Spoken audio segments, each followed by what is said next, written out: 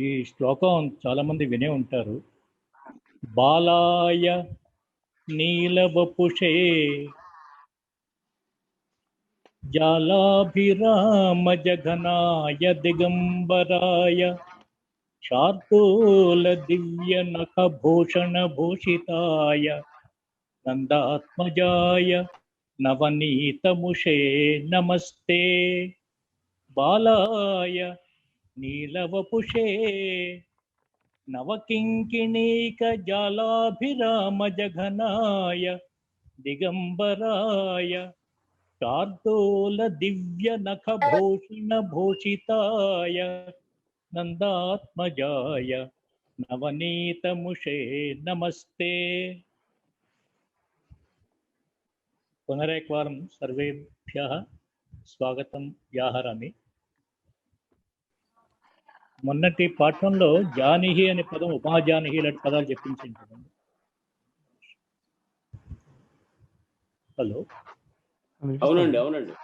ఒక్కసారి 2-3 పదాలు చెప్పండి మాస్టర్. ఎవరైనా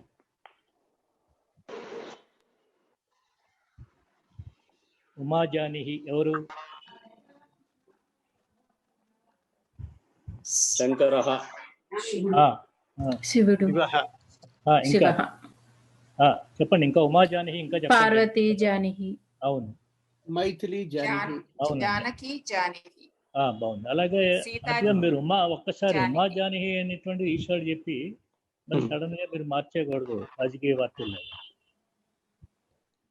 అంటే మళ్ళీ మీరు జానకి జాని అంటే రాముడు వచ్చాడు కదా, రాముడు వచ్చాడు. అంటే మీరు ఆ దృష్టి పెట్టుకోండి. మీరెవరండి? ఇప్పుడు ఇక్కడ ఉన్నవారు స్క్రీన్ మీద కనిపిస్తున్నారు. వీరు మూర్తి గారు, కృష్ణమూర్తి గారు. మహేశ్వరం కృష్ణమూర్తి గారు. మీరు చెప్పండి. మీరు పరిచయం చేయండి. మహేశ్వరం కృష్ణమూర్తి అండి. మీరు పరిచయం చేసుకోండి మీ భార్య ద్వారా. జయశ్రీ జానిహి. అలా పెట్టుకుంటారు కదా ఇక ముందు, కొంచెం బ్రాకెట్ లో అయినా.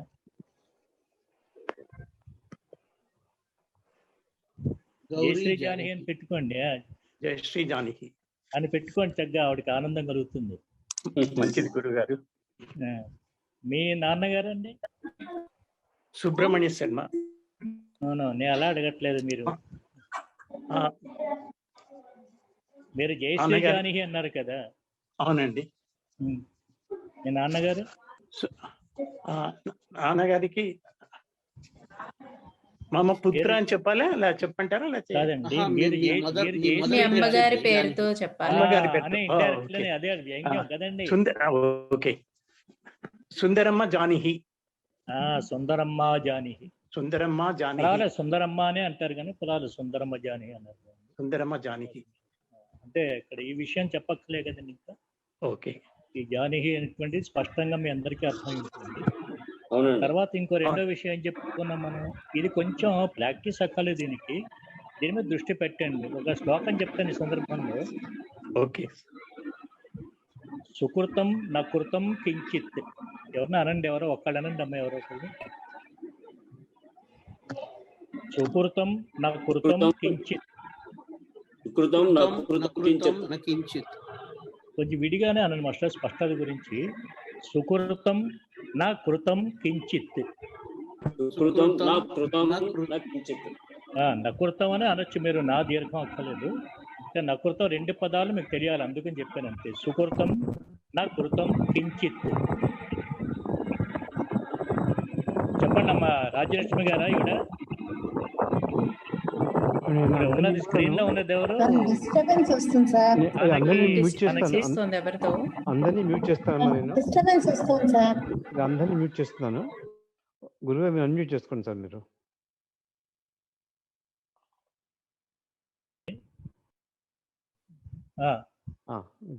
సుకృతం నకృతం కించిత్. ఎవరో ఒకళ్ళు అనండి, ఒక్కళ్ళు అన్మ్యూట్ చేసుకుని అనండి ఎవరో ఒకళ్ళు. సుకృతం నకృతం కించిత్. అర్థమైంది కదండి ఈ పాదానికి? ఈ పాదానికి అర్థమైంది కదా అందరికి?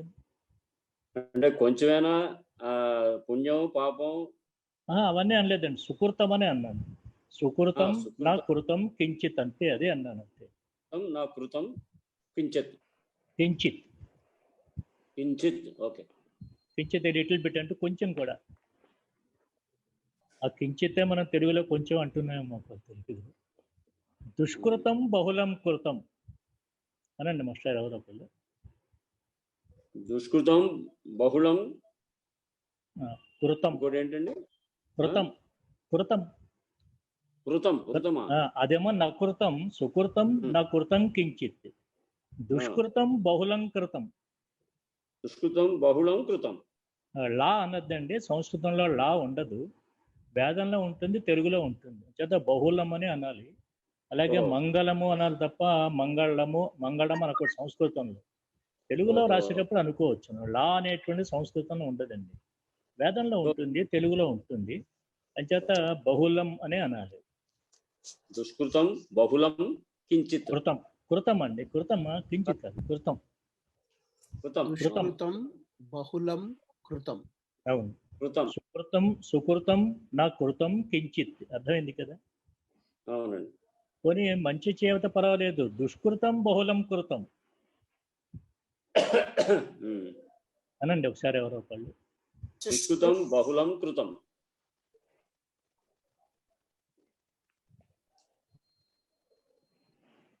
దుష్కృతం బహుళం కృతం.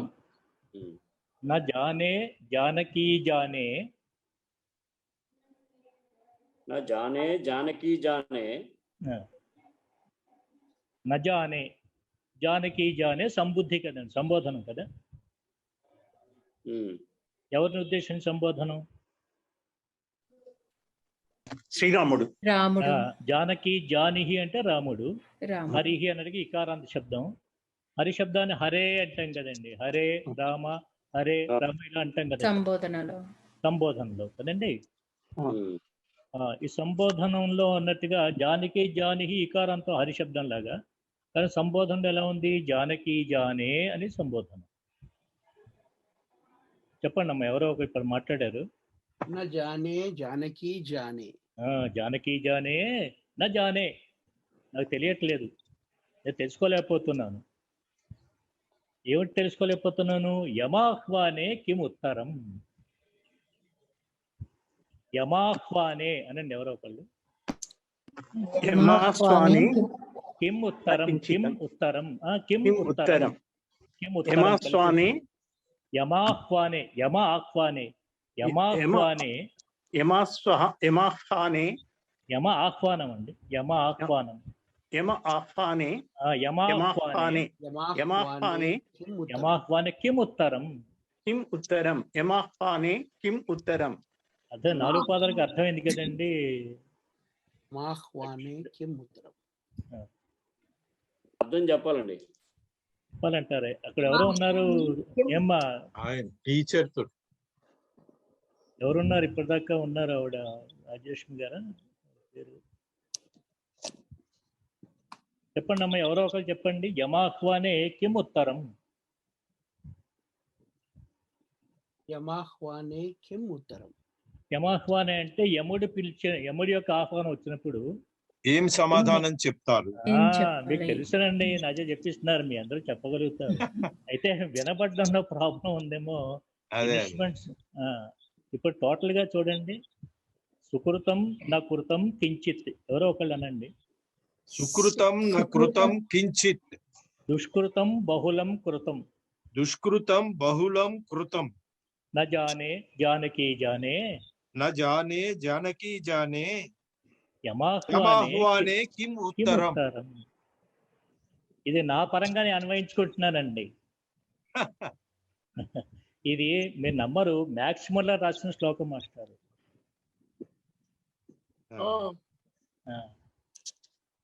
అంటే వాళ్ళు సంస్కృతాన్ని ఎంత ప్రేమించారో, మనది సెక్యులర్ స్టేట్ అనే పేరుతో వాళ్ళు ఎలా ధ్వంసం చెందుతున్నామో గమనించండి. ఈ శ్లోకం గుర్తుంచుకుంటారు కదా. సుకృతం నా కృతం కించిత్. నా దీర్ఘం తీయద్దమ్మా. సుకృతం నా కృతం కించిత్. దుష్కృతం బహుళం కృతం. బహుళం లా అనొద్దండి. బహుళం లా. బహుళం బహుళం బహుళం కృతం. లా కాదు, లా లా. అవునండి అలా వద్దంటున్నారు కదా. అవును బహుళం. అవును దుష్కృతం నా జానే బహుళం జాన్ కృతం. నా జానే జానకి జానే నా జానే. మొరట్టుకండమ్మా జానకి జానే మీరు కూడా సంబోధన చేయండి. నా జానే జానకి జానే అని ఆర్తిగా అనండి. నా జానే జానకి జానే. అంటే మీరు సంబోధించండి రాముని హాయిగా అలా చూసి. యమాహ్వానేకి ముత్తరం యమాహ్వానేక్యం ఉత్తరం. అంటే యమాహ్వానేకి ముత్తరం దేయం. యముడు పిలిచిన తర్వాత ఏం సమాధానం ఇవ్వాలో తెలియట్లేదు నాకు. అర్థమైంది కదండి, స్పష్టత ఉంది కదా. మొత్తం మొత్తం అర్థం కావాలండి. ఒక్కసారి చెప్పండి అమ్మా, అర్థం చెప్పండి. నన్ను ఒక్కసారి ప్రయత్నించమంటారండి గురువు? అయ్యయ్యో ప్రయత్నం అసలు మీరు యత్నం చేస్తే చాలమ్మా. చెప్పండి. సుకృతం నకృతం కించిత్, దుష్కృతం బహుళం కృతం. అవును. జానే జానకి కాదు నజానే జానకి జానే. నజానే జానకి జానకి జానే ఆర్తిగా సంబోధించండి అమ్మా రాముణ్ణి. నజానే జానకి జానే. యమాహ్వానే కిముత్తరం అంటే నజానే మర్చిపోయారు. మర్చిపోలేదండి, చెప్పారు. చెప్పానండి. అంటే నేను చెప్పిన తర్వాత చెప్పించారు మొదటిగా. చెప్పండి అమ్మా. అంటే సుకృతం కొంచెమన్నా నేను మంచి పనులు చెయ్యకపోతే దుష్కృతం చేయకపోతే కాదండి, చేయకపోతే కాదు, నా కృతం చెయ్యలేదు. దుష్కృతం చేయలేదు. దుష్కృతం బహుళం కృతం అంటే చెడ్డ పనులు ఎక్కువగా చేశాను. ఎక్కువగా పెట్టి చేసినవన్నీ అవే.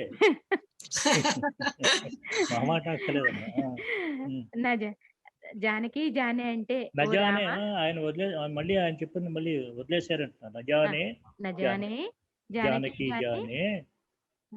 జానకి జానే అంటే ఓ శ్రీరామ, యముడు పిలిచినప్పుడు నేను ఏం సమాధానం చెప్పాలి అంటే నేను మంచి పనులు కొంచెం కూడా నజానే తెలుసుకోలేకపోతున్నాను, ఏం చెప్పాలో తెలియట్లేదు. మంచి పనులు కొంచెము చేయలేదు, చెడు పనులు చాలా ఎక్కువగా చేశాను. యముడు పిలిచినప్పుడు నేను వెళ్ళినప్పుడు నేను ఏమి సమాధానం చెప్పగలను ఓ రామ అని దాని భావన లాగా అర్థమైందండి గురువు. జానకి జానే అనండి మా. రామ అంటే ఎందుకు? జానకి జానే. మీరు రామ అంటే మేము రమ్మంటారా అని అడుగుతున్నారేమో అనుకుంటున్నాను.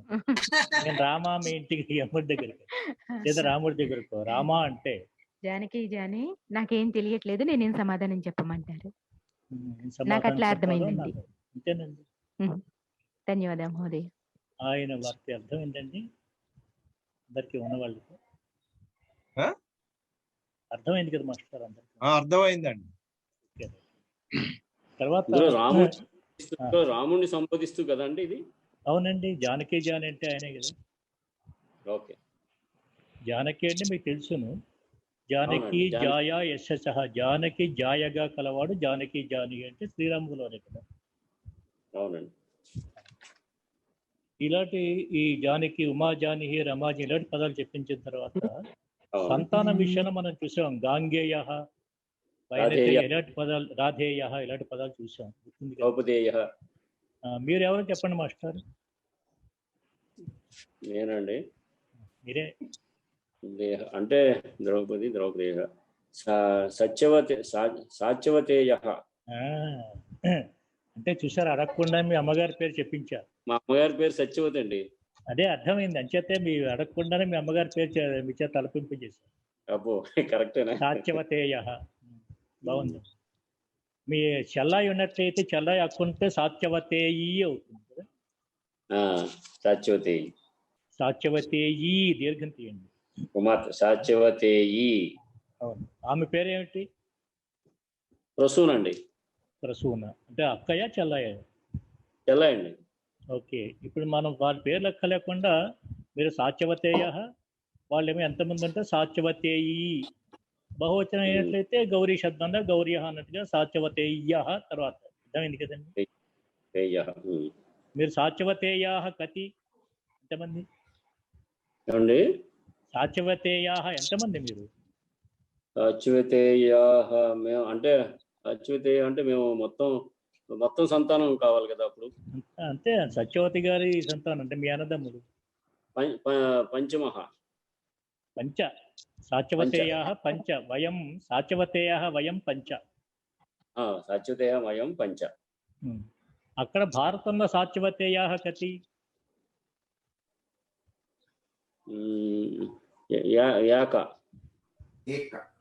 ఎవరు? ఏక సాత్యవతి భీష్ముడు అండి. భీష్ముడు అంతే కదా.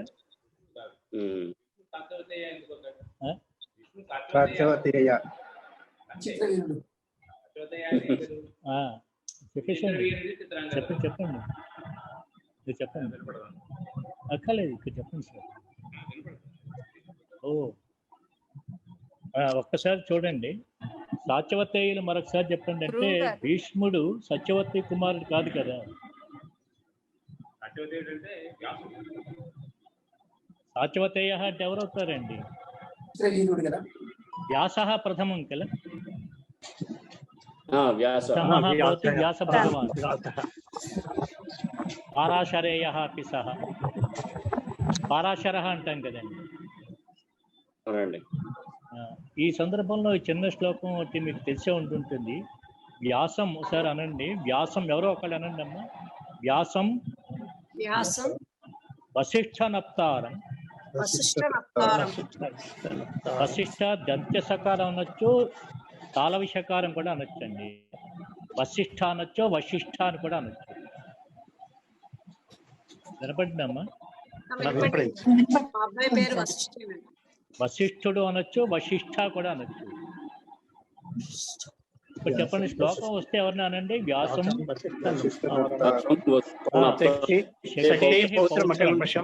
అకల్మషం పరాశరాత్మజం వందే శోకతాతం.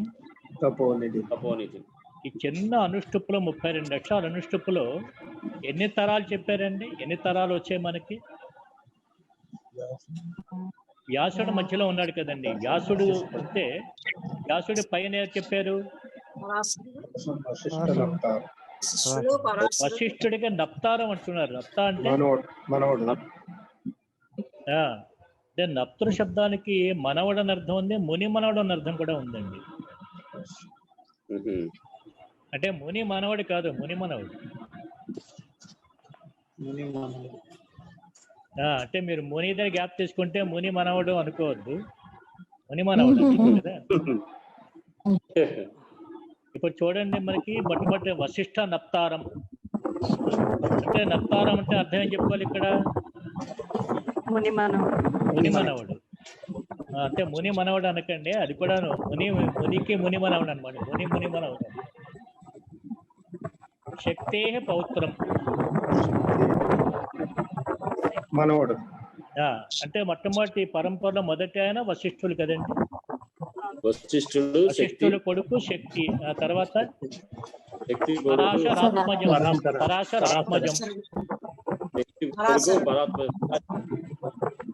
పరాశరాత్మజం తర్వాత వ్యాసుల వారు కదండి. ఎవరన్నా మ్యూట్ చేయండి. అది ఒక్కళ్ళు ఎవరన్నా ఇద్దరు అన్మ్యూట్ చేసి, డిస్టర్బెన్స్ చాలా వస్తుంది. అందరినీ మ్యూట్ చేస్తున్నానండి. ఇప్పుడు సత్యనారాయణ గారు మీరు అన్మ్యూట్ చేసుకోండి సార్.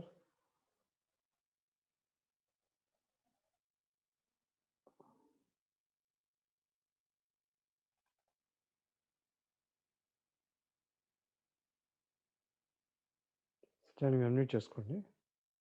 ఓకే. తర్వాత గురువు గారు మీరు చేస్తున్నారండి? రైట్ అండి, రైట్ చేసుకున్నాను. ఇప్పుడు అదే మొట్టమొదటి వశిష్ఠుల వారు, తర్వాత శక్తి కొడుకు పరాశరుడు. అవునండి. పరాశరుడు కొడుకు శుకుడు. కొడుకు అనగానే కుమారుడు అందాం కొంచెం. వ్యాసుల వారి ఆత్మజులు సుకుమహర్షి. ఎలా పరిచయం చేశారు? శుకతాతం అన్నారు చూడండి. శుకతాతం అంటే శుకస్య తాత అంటే తండ్రి, పిత అని అర్థం. తాతస్తు జనక పిత అని. తాత అన్న జనక అన్న పిత అన్న ఒకటే అర్థం సంస్కృతం. సరే అనండి. తాతస్తు జనక పిత. తాతస్తు జనక పిత. చెప్పండి అనండి సరే. తాతస్తు జనక పిత. తాతః జనకः పిता.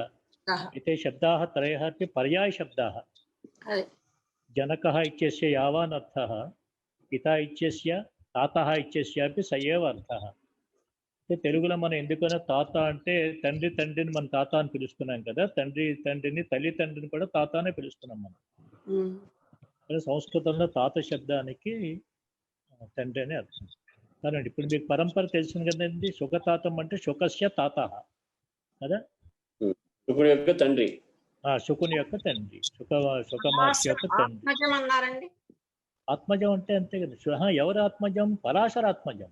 పరాశరాత్మజం. పరాశరస్య ఆత్మజ పరాశరాత్మజ, శుకస్య తాత.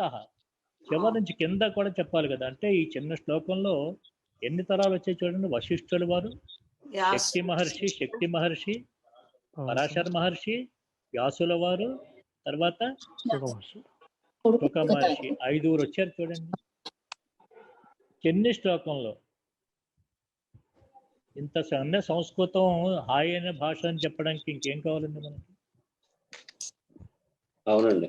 ఈ చిన్న శ్లోకం పిల్లవాళ్ళకి మనవాళ్ళకి చెప్పినట్లయితే వాడికి కంఠస్థం చేయడం ఎంత సుఖంగా ఉంటుందండి. ఇక ఈ శ్లోకంలో 32 అక్షరాలు ఉన్న శ్లోకంలో విశేషణాలు 2 వేశారు. తపోనిధి అని ఒక పదం వేశారు, అకల్మషం అనే పదాలు ఇంకా 2 వేశారు చూడండి. అవునండి. అయినా కూడా 5 తరాలు దీంట్లో చెప్పాం. వ్యాసం వశిష్ఠనప్తారం శక్తే పౌత్రం అకల్మషం పరాశరాత్మజం వందే శుకతాతం తపోనిధిం అకల్మషం 2 విశేషణాలు వ్యాసుల వరకు వేశారు. ఇంకోసారి చెప్తారా గురువు గారు? అయ్యో తప్పనిసరిగా ఒకసారి అంటారమ్మా. అక్కడ వాళ్ళు ఎవరు ఇందాక అన్నారు. గురుగారు నేను చెప్పనా? గురుగారు నేను చెప్పనా? అయ్యో ఎవరైనా చెప్పచ్చండి. వ్యాసం వశిష్ఠ నప్తారం. వారికి అర్థమయ్యేలా చెప్పండి మాస్టర్, కొంచెం మెల్లిగా చెప్పండి. అంటే వారు అడిగిన వారు కొంచెం వ్యాసం వశిష్ఠ నప్తారం వశిష్ఠ. మీ శక్తి అంతా ఇక్కడ క్లాస్కి వచ్చే ముందు కొంచెం టిఫిన్ తిని వస్తూ ఉండండి అందరూ కూడా. వ్యాసం వశిష్ఠ నప్తారం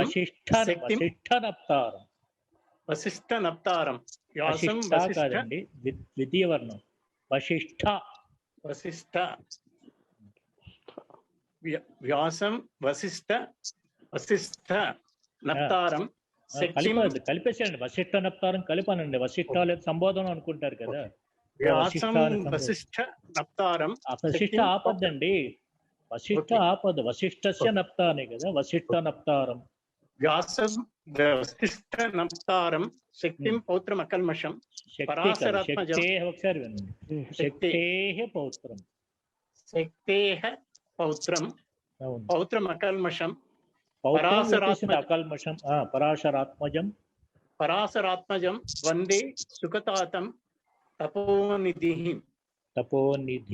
ద్వితీయ నిధిం. వందే అంటున్నాం కదండి. అవునండి. వందే అంటే అర్థం ఏమిటి? నమస్కారం. వందే అంటే నమస్కారము అని అర్థమా? వందనము అదే వందనం అంటే నమస్కారమే కదండి తెలుగులో. కాదండి, వందే అంటే ఏ పురుష? త్వం వందే, నీకు నమస్కరిస్తున్నాను. కాదు, వందే ఎవరు? ఆత్మనేపది. ఎవరు వందే అండి? ఎవరు వందే? ఎవరు? మనం. అహం వందే. అహం వందే ఉత్తమ పురుష. అవునండి. వ్యాసుల వారికి వందే. అవునండి, వ్యాసుల వారికి కాదు, వ్యాసుల వారిని. వ్యాసుల గూర్చి అన్నమాట. వ్యాసుల వారిని వందే, అహం వందే అన్నమాట. అంటే తెలుగులో భాషలో ట్రాన్స్లేట్ చేయడంలో కొంచెం ఇబ్బందులు ఉంటాయి మనకి. వ్యాసుల వారికి అని మనం అలవాటు అయిపోయింది కనుక అలా మన సంస్కృతంలో వేరుగా ఉంటుంది. వ్యాసం ద్వితీయ భక్తి కదండి, ఇది ద్వితీయ కదండి. ద్వితీయ ఏకవచనం. అవును, ద్వితీయ ఏకవచనం. ద్వితీయ ఏకవచనం అనకుండా ద్వితీయైక వచనం అనండి మాస్టర్. ద్వితీయైక వచనము. ద్వితీయైక వచనం అంటే సమాసంలో ద్వితీయ ఏకవచనము అనకూడదు కదా, ద్వితీయ యొక్క ఏకవచనం అని కదా. సమాసంలో అలా అనకూడదు. ఇప్పుడు అనండి ద్వితీయైక వచనం. బాగా అన్నారు. మొట్టమొదటి చెప్పండి, ఇది ద్వితీయ. మొట్టమొదటి అయితే ఏమంటాం? బాగా చెప్పారమ్మా, ప్రథమైక వచనము. తర్వాత చెప్పండి, వరుసగా చెప్పండి. ద్వితీయ ఏకవచనం, ద్వితీయేక కదండి, ద్వితీయైక ప్రథమైక వచనము. ద్వితీయైక వచనం. తర్వాత చతుర్థైక, తృతీయ అనండి అమ్మా, తృతీయమనే ఉంది. తృతీయైక వస్తుందండి. తృతీయైక మీరు తృతీయైక అనండి, తృతీయైక వచనము. తృతీయైక వచనము. తృతీయైక తృతీయైక తృతీయైక తృతీయ ప్లస్ ఏకవచనం కదండి. తృతీయైక వృద్ధి సంధి.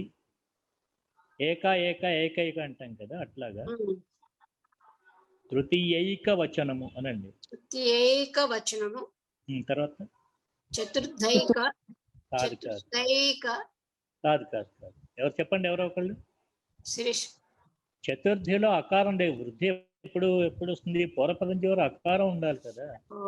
చతుర్థి, పంచమి, షష్ఠి, సప్తములో అకారాలు లేవండి. రాదు. జడాదేశం అంటారు.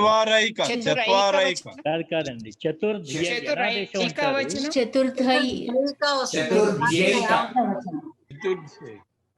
చతుర్థియేక కాదండి ఒకసారి వినండి అమ్మా. చతుర్థి ఒకసారి వినండి. చతుర్థి ఏక ఈకార స్థానంలో యకారం వస్తుంది అంటే మనకు తెలుసు కదా, ప్రతి ఉత్తరము ప్రత్యుత్తరము లాగా. చతుర్థి ఈకారం పోయి యకారం వస్తుంది అంతే కదా, యకారం వస్తుంది. చతుర్థ్యేక వచనము అనండి. చతుర్థ్యేక ఏకారమే పడాలి. పక్క ఉండేటువంటి ఏకవచనం అనేది మారదు. పక్క ఉండి ఎటువంటి అక్షరం ఎడాదేశం అందులో మారదు. అది ఈకార స్థానంలో. అవునండి, బాగా అన్నారు. చతుర్థ్యేక వచనం. తర్వాత చెప్పండి మాస్టర్, తర్వాత ప్రొసీడ్ అవ్వండి. పంచమ్యేక వచనం. ఐకారం అనొద్దు, పంచమ్యేక బాగా అన్నారు వారు. చూడండి పూర్తిగా పంచమ్యేక వచనం. పంచమ్యేక వచనం. తర్వాత షష్ఠ్యేక వచనం. అంతే, షష్ఠ్యేక వచనము. షష్ఠ్యేక వచనం. తర్వాత సప్తమేక వచనం. సప్తమేక అనేస్తున్నారు. ఏం చేశారు? మేక సప్తమైక వచనం.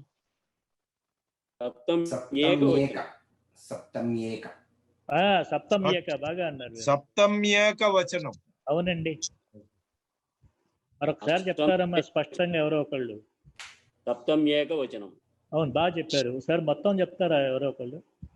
ప్రథమైక వచనం, ద్వితీయైక వచనం, అవును, తృతీయైక వచనం, బాగా చెప్పారు. చతుర్థ్యేక వచనం, పంచమ్యేక వచనం. అయ్యి అనట్లేదు కదా మీరు? అనట్లేదండి, పంచమ్యేక. వెరీ గుడ్ అండి, అవునండి, రైట్ అండి. యణాదేశం.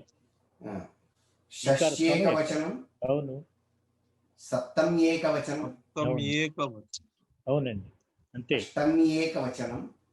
ఇంకా లేదు కదా, అంటే విభక్తుల దాకా వచ్చేకల్లా లేవు కదా. అవునండి, అంటే తిథులు చెప్పినప్పుడు అవస్థ చెప్తారు. కానీ ఇప్పుడు భీష్మ ఏకాదశి విడిగా అంటాం కదా మనం. అప్పుడు భీష్మైకాదశి కదా, భీష్మైకాదశి కదా. అలాగే ఉత్థాన శయన ఏకాదశి వస్తాయి కదండి. శయన ప్లస్ ఏకాదశి శయనైకాదశి కదా. బాగా అన్నారు. ఉత్థాన వేలుకొల్పండి, అంతసేపు పడుకోబెట్టద్దు శయన ఏకాదశి అని.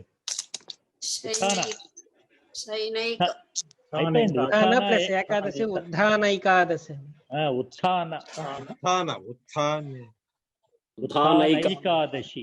ఉత్థానైకాదశి అంటే పిల్లలు చెప్పేటప్పుడు స్పష్టత ఉత్థాన ఏకాదశి పెడిపిస్తూ ఉంటాం. సమాసంలో సంధి చేసి తీరాలి. అర్థమైంది కదండి? అపర ప్లస్ ఏకాదశి అపరైకాదశి. బాగా అన్నారమ్మా, అంతే. కొన్ని పరా కూడా చెప్పండి. అపరా అలాగే ఎత్తుకున్నారు కదా. పరా ప్లస్ ఏకాదశి పరైకాదశి. బాగుందండి. హలో, ఇప్పుడు మీకు చెప్పండి. అంటున్నారు పరా ప్లస్ ఏకాదశి పరైకాదశి. అవునండి, పరైకాదశి అనండి సంస్కృతంలో. పరైకాదశి అది ఏకాదశి అని స్త్రీలింగంలో ఉంటాం కదా సంస్కృతంలో అయితే. తెలుగులో అయితే పరైకాదశి, తెలుగులోకి వస్తే తత్సంపదం అయితే పరైకాదశి అనుకోవచ్చు. గౌరీని గౌరి అంటాం కదా. గౌరీ. ఇప్పుడు ఏకాదశి కార్తీకాదశి. అయితే కార్తీకలో ఏక ఉండదండి, కార్తీక అనే అనాలండి. కార్తీక ఏకాదశి. కార్తీక అనండి ఎవరో ఒకళ్ళు. కార్తీక కార్తీక ఏకాదశి, కార్తీకైకాదశి అనుకోవచ్చు కదా. కార్తీకైకాదశి. కార్తీక అని కార్తీక అనకండి పొరపాటును కూడా ఎవరు కూడా.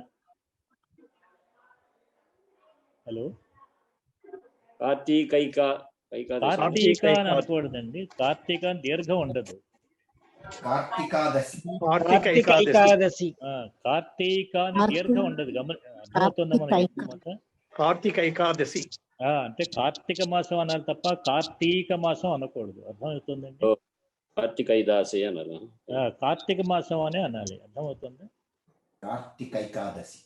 కార్తీక అనే మాసం పేరు కార్తీక అని. అంటే కృత్తిక నుంచి వచ్చింది కనుక కార్తీక అనే అనాలి.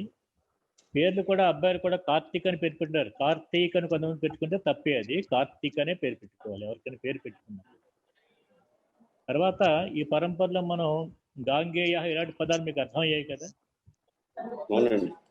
గాంగేయ స్త్రీలింగలు అయితే గాంగే ఇలా అంటున్నాం కదా, మీరు కూడా చెప్పారు. ఇంకా మూడోది ఏం చెప్పుకున్నాం అంటే పతిహి అని శబ్దం పెట్టి మనం జానకి, జానకి బదులు జానకి, పతిహి ఇంకా చెప్పండి కొన్ని. సీతాపతి. జానకి పతి శబ్దం మార్చి ఇంకో పదం పెట్టండి. జానకి పతిహి. జానకి అలా ఉంచండి, పతి శబ్దం తీసి జానకి పతిహి అనొచ్చు. ఇంకా జానకి నాథ. లాస్ట్ టైం క్లాస్ లో చెప్పారు, ఎవరో ఒకళ్ళు పెడుతూ ఉండండి. జానకి రమణ చెప్పారు. జానకి రమణ లాస్ట్ టైం కూడా ఎవరు చెప్పారు. అందమైన జానకి ప్రియ, జానకి నాయక, జానకి వల్లభ, జానకి వల్లభ, జానకి ఓకే సరే. మనోహర్, జానకి మనోహర. ఇలాగా ధవహ అనే పదం విన్నారు కదండి. ధవహ అనే పదం భా కాదండి, ధవహ. మాధవ అంటాం కదా. ఇప్పుడు జానకి చెప్పండి. జానకి చెప్పండి. జానకి నాథ. నాథ సరే. ధవహ అనే పదం కూడా. జానకి భవః. భవః కాదండి, ధవహ. తవర్గలో ధవః. Okay okay. జానకి ధవః. దా కాదు, ఒత్తండి. ఒత్తు ధ. జానకి ధవః. అవును, అంటే జానకి ధవః అని ఒత్తు ధ అని తర్వాత అంటారా? చెప్పడం ఓకే. జానకి ధవః. అవును, జానకి ధవః. ఒత్తండి, ధవః అని అన. జానకి ధవః. జానకి ధవః. ధవః, జానకి ధవః. ఇది మన కొత్త పదం కాదు. మాధవ అనే పదం విన్నారు కదా. మాధవ అంటే ఒక పదం కాదు. మా అంటే లక్ష్మి యొక్క, ధవః భర్త అని అర్థం. మాధవ అనండి అమ్మ, ఒకసారి అనండి ఎవరో ఒకళ్ళు. మాధవ. అదే ఈశ్వరుని అయితే ఉమాధవ. పార్వతీ ధవః. పార్వతీ ధ ఒత్తాలండి, ధవః అని. పార్వతీ ధవః. అలాగే మాధవ విన్నారు. ఉమాధవ, మండోదరి ధవః. రావణ. అవునండి, అవును. మండోదరి ధవః. రాధాధవః. రాధాధవ. అర్థమైంది కదండి. ఇలాంటి పదాలు కొన్ని ప్రాక్టీస్ చేయండి. తర్వాత పుత్ర అనే పదం చెప్పుకున్నాం, మీకు గుర్తుంటుంది. చెప్పండి సరే. అంటే మనం ఈ గాంగేయ అనే బదులు గంగా పుత్ర కూడా అనుకోవచ్చుగా. గాంగేయ అనే బదులు గంగా పుత్ర అనండి ఒకసారి. గంగా పుత్ర. ఇంకా పుత్ర పదం తీసి చెప్పండి. గంగా పుత్ర. ఇంకేమనొచ్చు? గంగాసుతః. గంగాసుతః. ఇంకోటి మధ్యలో ఏం చెప్పారు? గంగా పుత్ర తర్వాత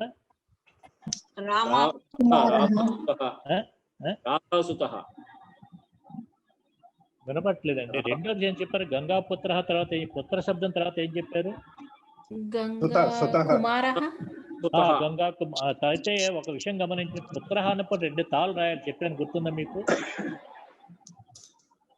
గంగా పుత్ర అని శబ్దం రాసినప్పుడు 2 తాళ్ళు రాయాలి. Okay okay. 2 తాళ్ళు రాసి ఒకటే అంటున్నారు మీరు. ఒకే అంటున్నారు. ఒకే కాదు 2. పుత్ర తా కింద తా రాసి రేప రాయాలండి. కంప్యూటర్ లో కష్టమేమో తెలియదు కానీ అవును. తా కింద తా రాసి మళ్ళీ కింద రేప పెట్టాలి. పుత్ర అన్నట్టుగా. అర్థమైందా? గురువు గారు ఒక చిన్న డౌట్ అండి. చెప్పండి అమ్మా. తా కింద జనరల్ గా ఇప్పుడు మాకు తెలియక మేము చేసే తప్పు ఏంటంటే తా కింద రేపం పెట్టి రకారం పెట్టి విసర్గ పెడతామండి. జనరల్ గా మాకు తెలిసింది. మీరు సంస్కృతంలో పెడతారు. అవును, మీరు ఇప్పుడు మళ్ళీ ఒత్తు తా కూడా చెప్తున్నారు అంటే అర్థభేదము ఏంటండి? ఏం లేదండి, ఆ తప్పు శబ్దం మనకు తెలియక ఇప్పటిదాకా ఒక తకారం పెట్టాము. అదే ఒక తకారం పెట్టడం. ఇప్పుడు ఇందాక కార్తీక మాసం అని కరెక్ట్ చేశాను కదా. అవును. ఇందాక మీకు అలవాట్లే ఉంది. కార్తీక అని ఏక పెట్టేవారు కదా. అవును. కార్తీక మాసం అని దిద్దుకున్నారు కదా. అవును. ఇలా భాషలో అపశబ్దాలు అంటే దిక్కు మారిన శబ్దాలని అంటూ ఉంటానండి. దిక్కు మారిన శబ్దాలు దిక్కు మారిన కాదు, దిక్కు మారిన శబ్దాలు, దిక్కు మారిన అర్థాలు, దిక్కు మారిన లిపి ఇలాగండి. అలాగా 2 తాళ్ళు రాయాలండి. 2 తాళంటే తావత్తు రాసి రకారం పెట్టాలి. అంతేనండి, అంతే. విసర్గ పెట్టాలి. అవును, విసర్గ సంస్కృతంలో పెడతారు. తెలుగులో అయితే పుత్రుడు అనే రాస్తారు కదా. అవును. పుత్రి అన్నా కూడా అంతే. 2 తాళ్ళు ఉంచుకో. ఒక తాళ రాసి మీరు తప్పించుకోకూడదు. పుత్రి స్త్రీలు కూడా పుత్రి అనే రాయాల్సిందే. ఓకే. తెలుగులో కూడా 2 తాళ్ళు పెట్టాల్సింది. తెలుగులో కూడా ఏంటంటే సంస్కృత పదం అలా యాచి దింపినప్పుడు రాముడు అని రాసినప్పుడు తెలుగులో రముడు అని రాస్తారా? లేదు. రమడు అని రాద్దాం. పోనీ రమడు అని రాద్దామా? కాదండి. అంటే తద్భవ పదాలు అంటే కొన్ని పదాలు తద్భవాలుగా మారుతూ ఉంటాయి. ఉదాహరణగా అగ్ని అనే పదం అగ్ని అంటాం, అగ్గి అని కూడా అంటూ ఉంటాం. తద్భవాలు అంటారు వాటిని. ఆకాశ అని పదం ఆకాశము అనొచ్చు, ఆకాశము కూడా ఉంటుంది కదా. హలో, వినిపిస్తుందండి? వినిపిస్తుందండి. డిస్టర్బెన్స్ అదే పర్వాలేదు. ఇప్పుడు స్వతహా చెప్పారు. చెప్పండి, ఇంకా చెప్పండి అమ్మా. గంగాపుత్ర లేదా సీతాపుత్ర, సీతా సుత, ఇంకా ఏం చెప్పండి? రుక్మిణి కొడుకు రౌక్మిణ అనొచ్చండి. అంటే ప్రస్తుతం మాస్టర్ 2వ రూపం ఉంటుందిలే కానీ ఏయాతో చెప్పండి మాస్టర్. ఢక్ప్రత్యయాంతాలు అంటాం. గాంగేయ చివరి ఏయా తీసి చెప్పండి. అంటే అవి కూడా ఉంటాయి లేదు చూద్దాం. మనం అనుకున్నాం కదా, సౌభద్ర, సౌమిత్రి ఇలాంటి రూపాలు అనుకున్నాం కదా. రాధేయ రూప రౌక్మిణేయ అనండి. రుక్మిణి కొడుకు రౌక్మిణేయ అనండి. అందాక మీరు చెప్తే రౌక్మిణ రూపం కూడా ఉంటుందో లేదో చూద్దాం కాలాంతరం. కదండి. ఇది సరే, మనం వెనక్కి వెళ్ళొద్దు. మళ్ళీ పుత్రకి వచ్చాం కదండి. చెప్పండి. సీతాపుత్ర, సీతా సుత, ఇంకా రాధ అవతరం మార్చద్దండి. పుత్ర పదం మార్చండి. యువత 2వ పదం మార్చండి. కుమార ఏదో చెప్పండి అమ్మా. రాధా కుమార అని ఏదో అనండి. సీతా కుమార, బాగా చెప్పారు. గంగా ఆత్మజ, గంగా వదిలేసండి. గంగానందన, గంగాత్మజ, ఆత్మజ అని పదం కూడా తీసుకోవచ్చు కదా. సీతాసుత అయిపోయిందండి. చెప్పండి ఇంకా. సీతాత్మజ, ఆత్మజ అని పదం చెప్పచ్చు కదా. సూను చెప్పారు. ఇంకా మండోదరాత్మజ ఇంద్రజిత్. నో నేను చెప్పేది ముందర పదం మార్చొద్దండి. 2వ పదమే మార్చండి. ముందర పదం ఒకటే పెట్టుకోండి. సీతా పుత్ర, సీతా సుత, సీతాత్మజ, సీతా సూను, ఇంకా సీతాకుమార చెప్పారు. ఇంకానండి సీతాతనయ బాగా చెప్పారు. సీతాతనయ బాగా చెప్పారు. తనయ. సీతా తనూజ అని పదం విన్నారండి. తనుజ, తనూజ అని పదాలు కూడా. అంటే తమ్ముడనే కాదండి, అదే శరీరానికి పుట్టినవాడు. తనూజహాన కొడుకే, మీరు తమ్ముడు అనద్దండి. మీరు ఎవరో భ్రాంతి పడద్దు. నా చెప్పేవన్నీ కుమారవాచకాలను చెప్పిస్తున్నాను ఇప్పుడు. తనూజ అంటే స్త్రీలింగం కదండి. పర్యావరణాలు చెప్పిస్తున్నా. గురువు గారు, నేను ఉద్భవించిన వాడు అని చెప్పాలి అని అనుకున్నానండి. దాన్ని ఎట్లా చెప్పచ్చు? అది ఉద్భవః అని చెప్పండి, భవః అని చెప్పండి, ఉద్భవః అని చెప్పండి. ఉద్భవః. ఆహా. అలా చెప్పచ్చా అండి? చెప్పవచ్చు, మీరు అనేసేయండి అమ్మా. చెప్పచ్చా లేదా? మీరు ప్రస్తుతం తనుజ వినండి. తనుజ చెప్తున్నా కొత్త పదాలు మీకు అనండి. తనూజ సీతా తనూజ అనండి. సీతా తనూజ అర్థమైందా? ఇంకా సీతా ఉద్భవ సీతా ఉద్భవ సంధి చేయాలి కదా. అదే గుణసంధి. తర్వాత ఇంకా సీతా ప్రసవ అని కూడా అనొచ్చు. అర్థమైందండి? ఒక కొత్త పదం పరిచయం చేసిన సీతా జాత అనండి. సీతాంకుర అనొచ్చండి. అనొచ్చండి. కవులు మాస్టర్ ఏది ఆగరు కదండి. ఒక్కసారి వినండి మాస్టర్. ఇప్పుడు ప్రస్తుతం కౌసల్య సుప్రజా అనే పదం విన్నారు కదా.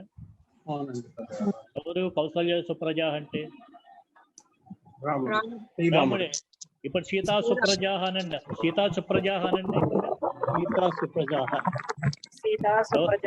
ఎవరవుతారు? లవకుశులు. ఇప్పుడు మీరెవరు చెప్పండి మాస్టర్, మీరెవరు చెప్పండి?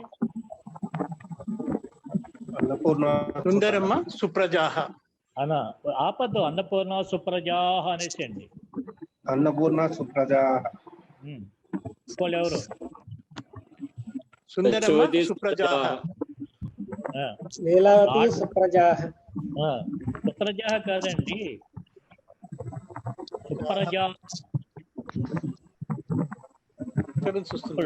ఆడవాళ్ళకు కూడా సుప్రజా అని చెప్తా అలాగే ఉంటుందండి. మీరు చెప్పండి, మా ఆడవాళ్ళు చెప్పండి ఎవరో ఒకళ్ళు. జయలక్ష్మి సుప్రజా. అవును. తండ్రి పేరు కూడా చెప్పచ్చమ్మా. మీరు జయలక్ష్మి అయినా తల్లి పేరు చెప్పారు, ఇద్దరిని కలిపి చెప్పండి. విజయలక్ష్మి విజయరామ సుప్రజా. రావహ ఇంకా అనొద్దు. విజయ రామ దాకా అపండిత రామ రావ మళ్ళీ అనండి. విజయలక్ష్మి విజయరామ సుప్రజా. రావహ అనొద్దు. విజయరావ సుప్రజా. మరొకసారి అనండి, కలిపి అనండి. విజయలక్ష్మి విజయరామ సుప్రజా. రామారావ. ఓకే. తర్వాత ఇంకా ఇంకోళ్ళు ఎవరైనా ఉన్నారు చెప్పండి అమ్మా. ఎవరో సుశీల రమేష్ సుప్రజా. బాగా చెప్పారు. సుశీల రమేష్ సుప్రజా విడతీయద్దండి. సుశీల రమేష్ సుప్రజా అనండి. సుశీల రమేష్ సుప్రజా. అవును. హలో. సత్యవతి భాస్కర్ రావు సుప్రజా.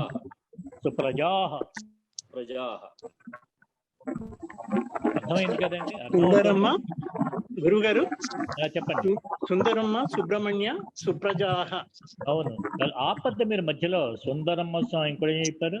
సుందరమ్మ సుబ్రహ్మణ్య సుప్రజాహ. సుందరమ్మ సుబ్రహ్మణ్య సుప్రజాహ. మీరు 2. ఎంతమంది? 5 మంది. పంచ అంటే 5 మగ ఆడ కలిపి. అంటే సుందరమ్మ భాస్కర్ అన్నారా? సుబ్రహ్మణ్య సుందరమ్మ సుబ్రహ్మణ్య సుప్రజసః పంచవయం. బహువచన సుప్రజాః సుప్రజసౌ సుప్రజసః. బహువచన సుప్రజసః అని ఉంటుంది. గురుగారు అక్కడ లక్ష్మణ్ కూడా ఉన్నాడు కదా. సుప్రజాహ అని బహువచనం కాదండి, సుప్రజాహ ఏకవచనం ఉంది. కౌసల్య సుప్రజాహ. సుప్రజస పంచ అనే దానికి ఒకసారి వారు ఏదో అడుగుతున్నారు, ఒకసారి వారిని అడగనండి. కౌసల్య సుప్రజ రామ అన్నాడు. అక్కడ ఇద్దరు లక్ష్మణ్ కూడా పడుకున్నాడు కదా. ఒక రాముడిని లేపినట్టు అండి. అంతే కదండి, రాముడినే కదా మాస్టర్. మనం రామా అనే అంటూ ఉంటాం కదా. సుప్రజా అంటే అక్కడ బహువచనమా అనుకున్నాను. బహువచనం కాదండి, ఏకవచనం అంది. చంద్రమాహ చంద్రమసౌ చంద్రమసః. రాముడిని ఏకవచనమే. అదే ఇద్దరైతే సుప్రజసౌ అని వాడాల్సింది. సకారాంతం అండి, సకారాంతం. చంద్రమ శబ్దం వేదాహ, వేద శబ్దం మీకు వచ్చే వేద శబ్దం లాగా చెప్పండి. వేదాహ వేధసో వేధసః అనండి. వేదాహ వేధసౌ వేధసౌ వేధసః. చంద్రమస్యం చెప్పండి. చంద్రమస్సు. చంద్రమాహ చంద్రమసౌ చంద్రమసః. ఓకే, బాగా చెప్పారు. వారికి అర్థమైందండి? ఉన్నవాళ్ళందరికీ వినిపిస్తుందా? హలో, వినిపిస్తుంది. ఇక్కడే కంటిన్యూషన్ లో ఒక రెండు ఇప్పుడు ఇంతకీ ఇప్పుడు ఇక్కడే ఈ శబ్దాలు ఎలాగ ఎత్తుకున్నారు కానీ ఇంకో రెండు శబ్దాలు చెప్తాను చూడండి. శబ్దాలు చెప్పించాలని అనుకోలేదు కానీ చెప్తున్న సందర్భం తీసుకోండి. ఓకస్ అనే శబ్దం విన్నారు. ఓకస్ అనండి అమ్మ ఒకసారి. ఓకస్. ఓకస్ అంటే నివాస స్థానము అని అర్థం. ఓకస్ అంటే ఏమిటి? నివాస స్థానం. అరణ్యము ఓకస్సుగా కలవాడు ఏమవుతాడు చెప్పండి అమ్మా. అరణ్యోపస్. అరణ్యోకస్. బాగా చెప్పు. వృద్ధి సంధి చేశారు కదా అనండి అమ్మ, స్పష్టంగానండి. అరణ్యోపస్. దానికి ప్రథమలో ఏమంటారు? ప్రథమ ఏకవచనంలో ఏమంటారు? అరణ్యోపస్. అరణ్యౌకాహ కదా. చంద్రమస్య ఏమన్నారు? చంద్రమాహ అనలేదు. అవును సార్. అరణ్యోకాహ. అరణ్యౌకాహ అనండి. అరణ్యోకాహ. అందరూ ఒకసారి అనిపించండి అమ్మ, అందరు చెప్తాను. అంటే అరణ్య ఓకస్సు వృద్ధి చేశారు. చేస్తే ఏమైంది? అరణ్యౌకస్ అయింది. అరణ్యౌకస్ అయింది కదా. దానికి ప్రథమ ఏకవచనంలో అరణ్యౌకాహ అనండి. అరణ్యోకాహ. అరణ్య ఓకా కాదండి, వృద్ధి సంధి చేయాలి. అరణ్యౌకాహ. సార్ వినండి అమ్మా. అదే వన శబ్దం పెట్టండి. అరణ్య శబ్దం, అరణ్య తీసి వన పెట్టండి. బాగా చెప్పారు. వనౌకాహ. వనౌకాహ. హలో, అంటే వనంలో ఉన్నవాళ్ళు, నివసించే వాళ్ళు ఎవరై ఉంటారు? వనౌకాహ అంటే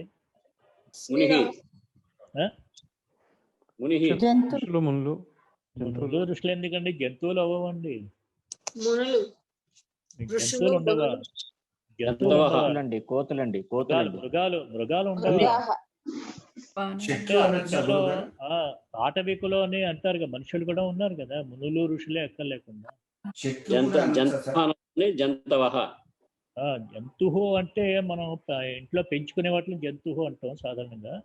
అరణ్యం అనే మృగం శబ్దం అక్కడ వాడుతూ ఉంటాం. మృగా అనే వాడుతూ ఉంటాం. చెట్లు కూడా ఉంటాయా? వన శబ్దానికి చెట్టు అని అర్థం ఉందా?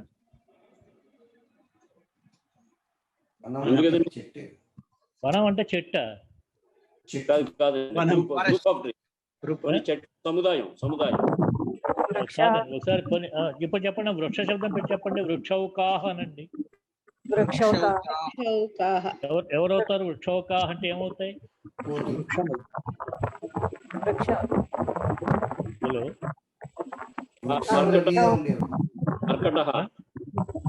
అదే అంటే వచ్చు. పక్షులు కూడా అవుతాయి కదా. విహంగా అంటే అర్థం వేరు. అదే ఇప్పుడు జల శబ్దం పెట్టి చెప్పండి అమ్మ. జల శబ్దం పెట్టి చెప్పండి. జలౌకా నాపద్దు. జలౌకాహ అనండి.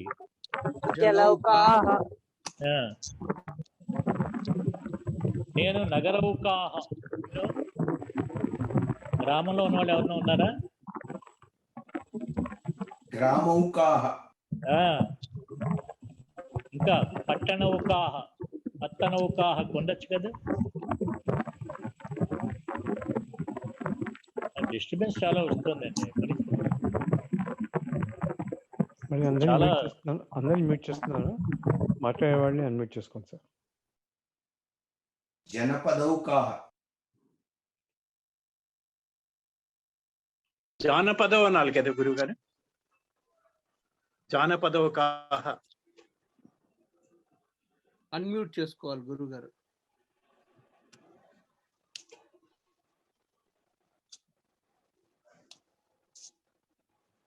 గురువు అన్మ్యూట్ చేసుకోండి సార్ మీరు.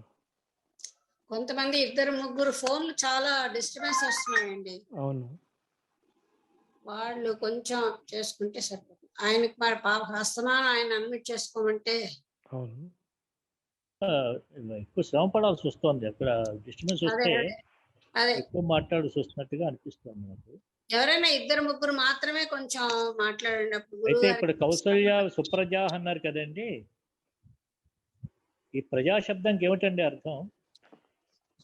కౌసల్య సుప్రజా అంటే అర్థం ఏం చెప్తున్నాం మనం? హలో, శ్రీరామ్ ప్రజా శబ్దంకి అర్థం అండి నేను అడుగుతుంటా. ప్రజా సంతతి. సంతతి అంటే స్త్రీ కావచ్చు, అంటే సంతతి అంటే కొడుకు కావచ్చు, కూతురు కూడా కావచ్చు. అర్థమైంది కదా. అయితే ప్రజాశబ్దం ఇప్పుడు అడుగుతున్నాను, మనకి ప్రజాస్వామ్యం అనే పదం విన్నారేమో కదా అక్కడ వాళ్ళందరూ కూడా. అవును. ప్రజాస్వామ్యం అంటే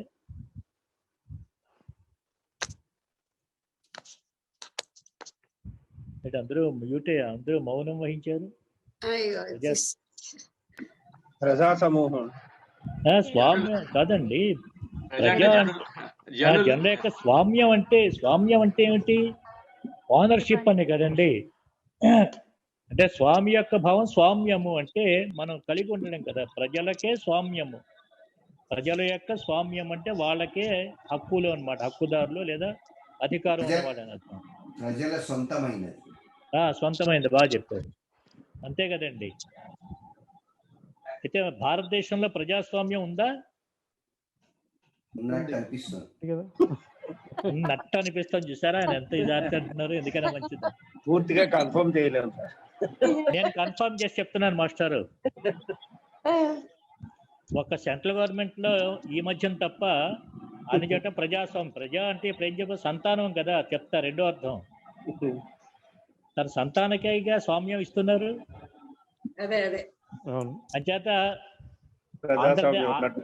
ప్రజాస్వామ్యమే ఆంధ్ర రాష్ట్రంలో అంతే, తెలంగాణలో అంతే, యూపీలో అంతే, బీహార్లో అంతే, ఒరిస్సాలో అంతే, అన్ని చోట్ల ప్రజాస్వామ్యమే.